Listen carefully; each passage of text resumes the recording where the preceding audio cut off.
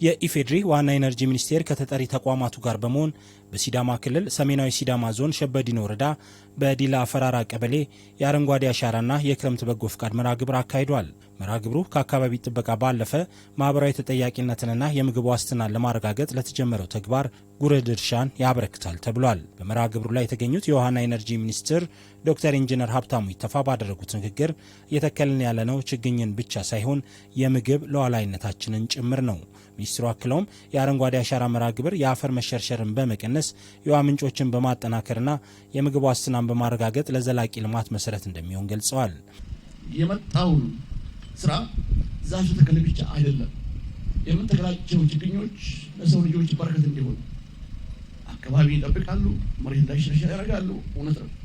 ነገር ግን ሰው የምተክለውን ችግኝ ፍሬውን ካልበላ የኔ ነው ብሎ ካልጠበቀ በዛ ላይ እኩል አስተዋጽኦ አይኖረውም።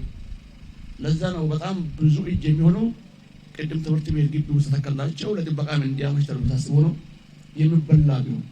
በሌላ በኩል የክረምት በጎ ፍቃድ አገልግሎት በየዓመቱ የተጠናከረ በመምጣቱ የተቋማት ባህል እየሆነ መሆኑን ጠቅሰው ይህ ልምድ የማህበረሰቡን ችግር በመቅረፍ ዘላቂ ለውጥ ለማምጣት ከፍተኛ ሚና እንዳለው አስረድተዋል። የተለመደው የአቅመ ደካሞችን ቤት ማደስ ዘንድሮ በኢትዮጵያ ደረጃ ስታንዳርድ የሆነ ዲዛይን ነው ተዘጋጁ።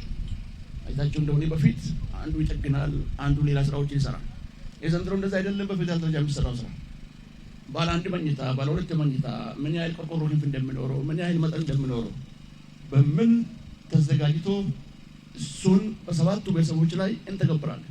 የአረንጓዴ አሻራ የችግኝ ተከላ መርሃ ግብር የገጸ ምድርና ከርሰ ምድር ውሃ መጠንን በማሳደግ በተለይም በእርሻው ክፍለ ኢኮኖሚ ምርታማነትን ለማሳደግ አስተዋጽኦ እያበረከተ መሆኑን የተናገሩት በሚኒስቴሩ የኢነርጂ ልማት ዘርፍ ሚኒስትር ዴኤታ የሆኑት ዶክተር ኢንጂነር ሱልጣን ኡሊ ናቸው። ላለፉት ዓመታት ወደ 48.5 ቢሊዮን ዘርፈ ብዙ ጠቀሜታ ያላቸው ችግኞች ተክለናል። ለምግብነት የሚያገለግሉ ለአፈርና ውሃ ጥበቃ ስራ የሚያገለግሉ ኦርናሜንታል ፕላንቶችና ሌሎች ተክሏል። ለጥላና መሰል ጉዳይ የምንጠቀምባቸው ዛፎች ተክለው ያው ፍሬያማና አገልግሎት የተጀመሩበት ሁኔታ ለምሳሌ አቮካዶ ኤክስፖርት ማድረግ ጀምረናል። ማነው የተለያዩ ቡና ራሱ እንዳየኸው ነው።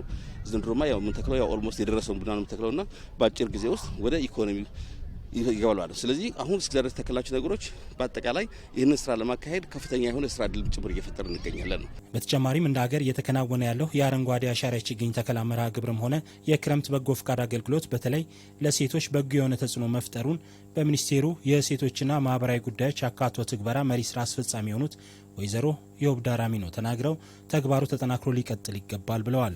ዝቅተኛ ገቢ ያላቸው ማህበረሰቦችን ከመደገፍ አንጻር ዛሬ እኛ ሚኒስቴር መስሪያ ቤት 7 የአቅመ ደካማ ቤተሰብ ቤቶችን ነው ለመስራት ዛሬ ያየነው ቃል የገባ ነው ከአካባቢው ማህበረሰብ ጋር ከአካባቢው አመራር ጋር ይሄ ኑሯቸው የተሻሻለ እንዲሆን ይምቹ ሁኔታ እንዲኖራቸው ጥሩ ቤት ውስጥ ህጻናቶች እንዲያድጉ የሚያገለግል ስለሆነ ብዙ ነገር አለው። ይሄ ቤትን ቅድም ያየናቸው ቤት ውስጥ መኖርና የተሻለ ቤት ውስጥ መኖር ያለው ኢኮኖሚያዊ ፋይዳ ከማህበረሰቡ እኩል ነኝ ብሎ የማሰብ የሳይኮሎጂካል እንትን ሁሉ ጥቅም። የሰሜናዊ ሲዳማ ዞን ዋና አስተዳዳሪ አቶ ጻዲቁ ባጢሶ በበኩላቸው ዞኑ ባሉት መዋቅሮች ማህበረሰቡን ተጠቃሚ የሚያደርጉ ተግባራት ሲከናወኑ መቆየታቸውን አስታውሰው ሚኒስቴር መስሪያ ቤቱም ከዋና ኢነርጂ ዘርፍ በተጓዳኝ ዘርፈ ብዙ የልማት ስራዎችን እያከናወነ በመሆኑ ምስጋናቸውን አቅርበዋል።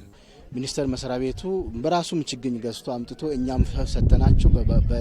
በጋራ በመቀናጀት ለደን የሚሆን ችግኝ ተክለናል፣ ለፍራፍሬ የሚሆን ችግኝ ተክለናልና ችግኝ መስሪያ ቤቱ ችግኝ ሰፊ ችግኝ ነው የተከለው ከአጠቃላይ ባለሙያ ጋር በመሆንና ይሄ ብቻ አይደለም የተለያዩ ስራ ለመስራት ነው ቃል የገቡልንና እጅግ አድርገን እናመሰግናለን። በእለቱ በቀበሌው የተለያዩ ጠቀሜታ ያላቸው ከ50 ሺህ በላይ ችግኞች መተከላቸውንና ለ7 አቅመ ደካማ ቤተሰቦች የመኖሪያ ቤት ግንባታ ስራ ማስጀመሪያ መርሃ ግብር ተካሂዷል። በተጨማሪም ለ500 ደጋፊ ለሌላቸው ተማሪዎች የትምህርት ቁሳቁስ ድጋፍና የደም ልገሳ ፕሮግራምም ተደርጓል።